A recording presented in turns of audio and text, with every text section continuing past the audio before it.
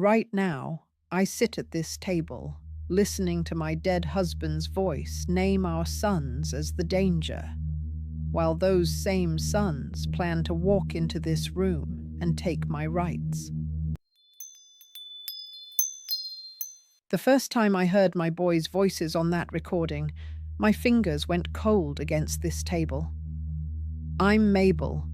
I stand on my own 2 feet. In this room, on this chair, I hear my husband Owen speaking from before he died, telling a stranger he fears our own sons. The folder from the private investigator lies open in front of me. The screen on his little recorder is dark, but his words are still burning in my chest.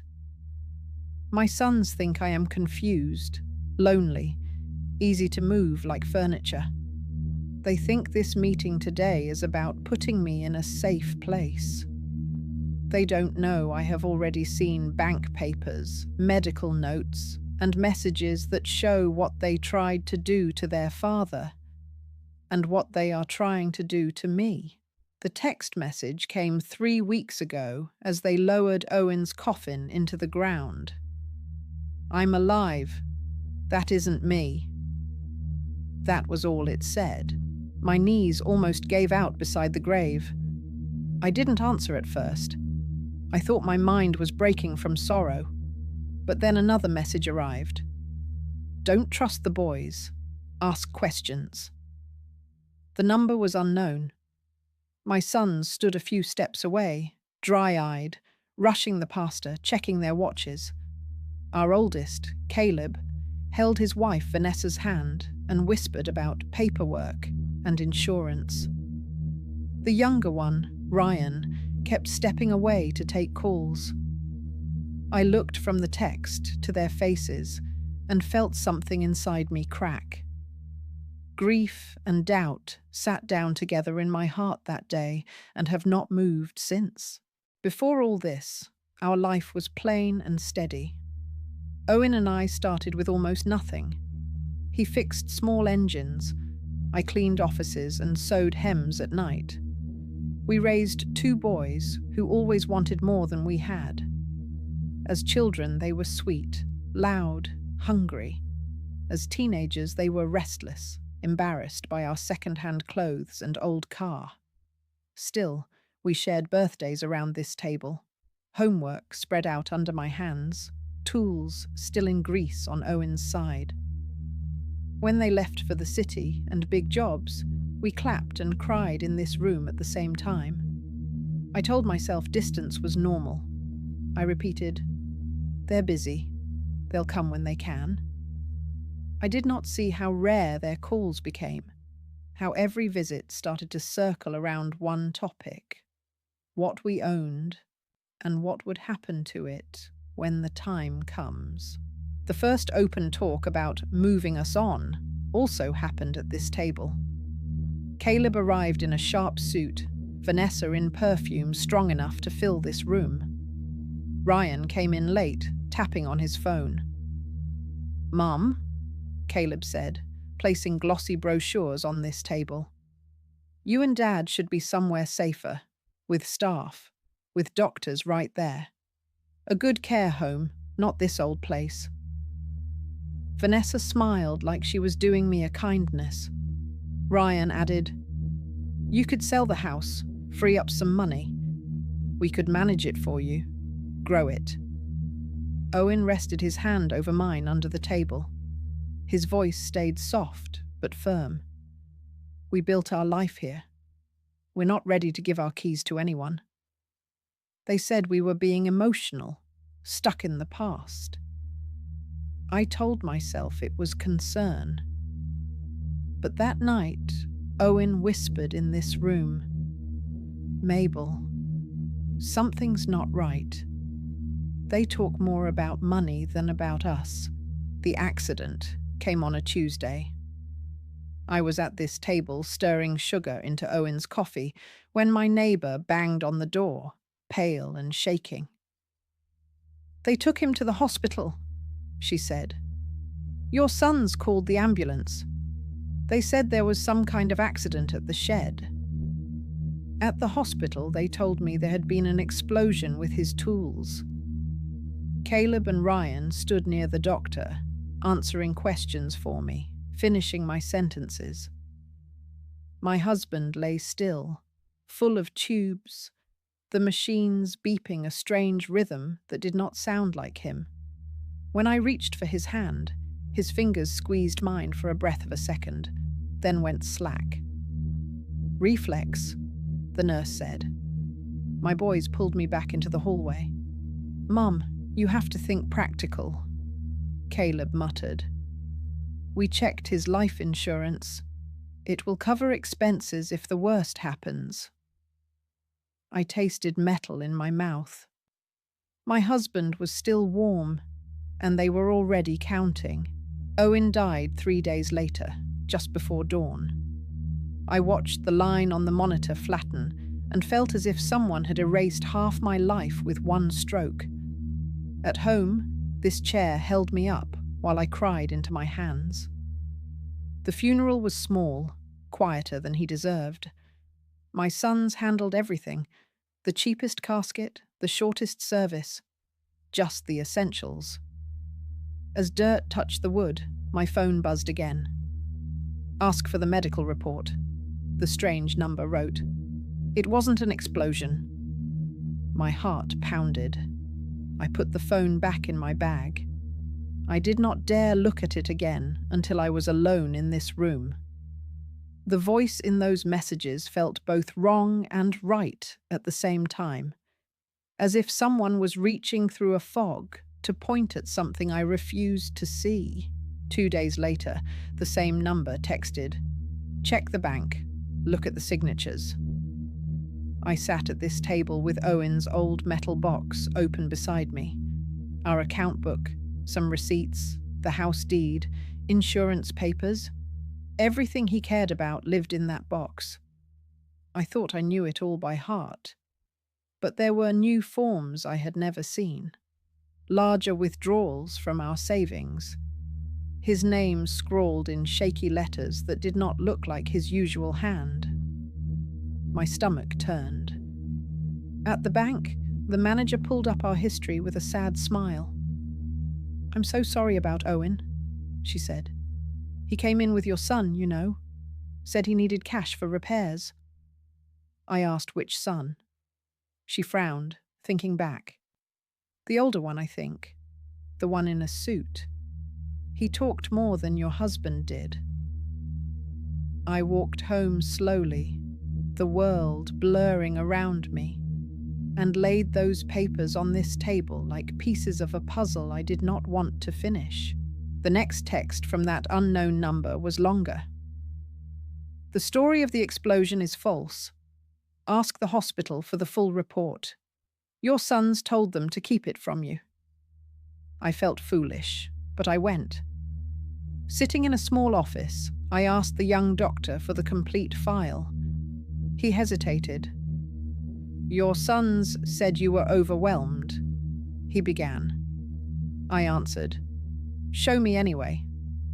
The report did not mention any explosion. It spoke of a strange substance in Owen's blood, something that damaged his organs, something that does not end up there by accident. My hand shook as I read, but my mind cleared.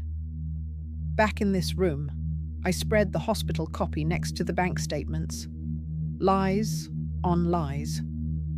Someone had written a story for me and expected me to stay inside it. For the first time, I let myself think the unthinkable. My sons might not just be careless. They might be dangerous. That night, I barely slept. Every creak of this room sounded like footsteps, every passing car like someone coming to knock at my door. Just before dawn, the phone lit up again. "My name is Thomas," the message read. "I'm a licensed investigator. Owen hired me weeks ago. He was afraid the boys were planning something. I have recordings." I stared at those words, reading them again and again. Owen had felt it too. He had not wanted to worry me, but he had acted. The next message said, "I can come to your house tomorrow afternoon. We don't meet in public. Too easy for them to follow." I sat here in this chair, the sky turning from black to grey outside, and whispered, "All right, Owen. I will listen." I'm listening now. The next day, Thomas knocked politely and waited until I invited him into this room. He was middle-aged, with kind eyes and a folder tucked under his arm. He did not sit until I pointed to the chair opposite me. He placed a small recorder and several printed pages on this table. "Before we start," he said gently, "I need to warn you. What I'm going to play will hurt." I nodded. Pain was already an old friend. He pressed a button, and my husband's voice filled the small space between us. Owen sounded tired, but clear. He told Thomas about sudden interest in his insurance, about Caleb bringing forms for Mum's protection with extra boxes that named the boys as beneficiaries. He described Ryan asking odd questions about what time he drank his coffee, who poured it, whether I ever tasted it. Listening, I gripped the edge of this table so I would not float away. Then came my son's voices. First Caleb, cool and sharp. On the recording, he said, "We can't wait much longer. If Dad asks too many questions, he'll change the policies." Another male voice agreed. Ryan, nervous but eager. "The stuff in his drink will look like a sudden illness. Everyone will blame age and stress." My breath caught. They talked about how Mom will be easy after, too heartbroken to fight, ready to sign whatever they put in front of me. They spoke of putting me in a good facility, of getting power of attorney, of fixing my file so banks and doctors would call them first. It was like hearing strangers wearing my son's names. I covered my mouth as if that could push their words back inside the machine. Thomas stopped the recording when I lifted my hand. "This is enough," I whispered. "I believe you. I believe Owen." Thomas slid a printed summary across this table. It listed dates, calls, copies of forms my sons had filed. A false note from a family doctor who had never examined me, describing early confusion and paranoid ideas. A request to add Caleb as my representative on one of our accounts. A draft letter to a care home asking for a place for me as soon as possible. My eyes burned. "What do I do now?" I asked. "First, we protect you," Thomas said. "We take this to a lawyer who understands elder law. We file a report with the police, with the bank, with your clinic. We get their lies taken out of your record. But I think you also deserve one clear conversation, in your own words, with witnesses. A meeting where they reveal themselves." I looked around this room. It had held homework, birthdays, and quiet evenings with Owen. It could hold this too. "We'll meet them here," I said. "At this table. No more shadows, so we planned." The lawyer agreed to sit quietly in the corner, notebook closed, just observing. Thomas would be next to him, recorder on the table in plain sight this time. The local officer who handled elder cases promised to be a neighbour dropping by. Nothing more. When the day came, I polished this table with slow, steady strokes. I did not want it to remember only fear.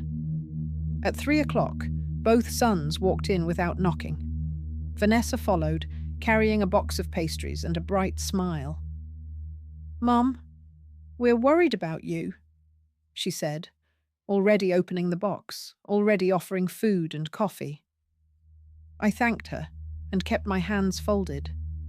I had brewed my own tea earlier and finished it before they arrived. Thomas and the lawyer sat at the far end, the officer near the doorway, all introduced as friends, helping me understand some paperwork. My sons barely glanced at them. They thought this was their show. Caleb started his speech the way he always did, as if rehearsed. "Mum, you've been doing strange things. Going to the bank, asking about Dad's file, calling the clinic. Grief can make people confused." Ryan nodded seriously. Vanessa reached for my hand, but stopped when she felt how firm mine was. "We talked to a doctor," Caleb continued. "He agrees you might need support. A care home would keep you safe. We also think it's time for a guardianship, just on paper, so we can handle your finances and decisions. Less stress for you." He slid forms across this table toward me. I did not touch them. His voice was smooth, each word chosen to sound loving. But underneath, I heard the same cold tone from the recording, the one that spoke of fixing me. I let a long breath fill this room before I answered. "Caleb?" I said softly. "What explosion?" He blinked. "What?" "You told me your father had a workshop accident," I reminded him. "You told the neighbor the same. The hospital report says nothing about an explosion. It says there was a poison in his blood." The color drained from Ryan's face. Vanessa opened her mouth and closed it again. Caleb tried to laugh. "Mum, you must have misread." I slid the doctor's report back across the table, flipped to the underlined part. He read it, jaw clenching. "And these withdrawals?" I asked, laying down the bank receipts. "The manager remembers you standing next to your father answering for him. Why did you take our savings without telling me?" The room went very quiet. It was the kind of quiet that comes just before a storm breaks, or just before the truth does. Caleb's mask cracked first. "We were trying to help," he snapped. "You and Dad don't understand money. You'd give it away, or lose it. We had to get control before it was gone." Ryan added, "You're making more of this than it is. The doctor note is just a precaution." "You mean this note?" I asked, lifting the paper Thomas had helped me collect. "The one your doctor withdrew this morning after I called her office myself, and she listened to the recording of you describing me as confused and easy to manage?" Ryan swallowed hard. Caleb glared at Thomas. "You brought strangers into this?" he said. "I brought witnesses," I replied, "because from now on, every important talk we have will happen in this room, at this table, with someone else listening." The officer shifted slightly in his chair, but said nothing. We did not need his badge yet. Their own words were enough for now. I spoke slowly, so even my shaking heart could keep up. "I know about the recordings," I said. "I know you discussed putting something in your father's drink. I have already given those to the police. I know about the forms you tried to file to make yourselves my guardians, and about the letter to the care home. I know about the bank request to mark me as needing a representative." Caleb banged his fist on this table. "You're turning on us," he said, "after everything we've done for you. What you did to your father is between you and the law now," I answered. "What you planned to do to me is between us, here. Listen carefully. I will not sign guardianship papers. I will not move into any home you choose. You will not handle my money. If you try to file anything without my consent, my lawyer will answer, 'Not me.' Ryan tried tears next. "Mum, we were scared. You're alone now. We just wanted to protect you." His voice cracked on cue. Vanessa dabbed at her eyes. I looked at the three of them and felt something steady rise up inside me. "You had a chance to protect this family when your father was alive," I said quietly. "You chose something else. Now I will protect myself." I pushed the unsigned forms back toward them. "Take these with you. From now on, any visit happens at a set time, with someone I trust present. No more surprise talks, no more papers slid across this table. If you need information about my health or finances, you ask me in writing. I may answer. I may not. That choice is mine." My voice did not break. My hands did not shake. That surprised me most of all. Caleb scraped his chair back first. "We don't have to sit here and be accused in our own mother's house," he said, and both boys pushed to their feet. They turned toward the door in a rush of anger. Before they could take 2 steps, the officer by the wall stood up as well and moved closer to the doorway. His friendly neighbor face was gone now. His voice was calm but hard. "Sit down," he said. "We're not finished?" He nodded toward the recorder on this table, then to the hospital report and bank papers spread out between us. "Mrs. Mabel gave me copies of all this before you arrived. The recording we just heard matches a case I already opened on your father's death. From this moment, these recordings and documents are evidence. You two will need to come down to the station with me and explain that poison in his blood." Caleb went pale. Ryan's eyes jumped to the window like a trapped animal searching for a way out. In this room, the power did not just shift, it snapped. When the officer finally led them out, they were not leaving as offended sons, but as men who understood they were now suspects. When the door closed behind them, the air around this table felt different at last. Weeks have passed since that day when the officer walked my sons out of this room, not as helpers, but as suspects. Investigators now speak to my sons, not for them. The hospital has corrected Owen's file. My clinic has written a clear note. Patient is capable of making her own decisions. The bank removed every hint that I need a guardian and added a line that says, "No third-party control without court order and client present." I still miss Owen with a pain that sits beside me in this chair each morning.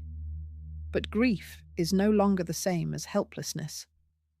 If you are listening to my voice, sitting in your own room with your own papers spread out, and you feel that something is wrong, trust that feeling. Write things down. Ask for copies. Invite witnesses. You do not have to shout or fight like in the movies. You can sit at your own table, speak plainly, and still stop a guardianship that does not belong on your life.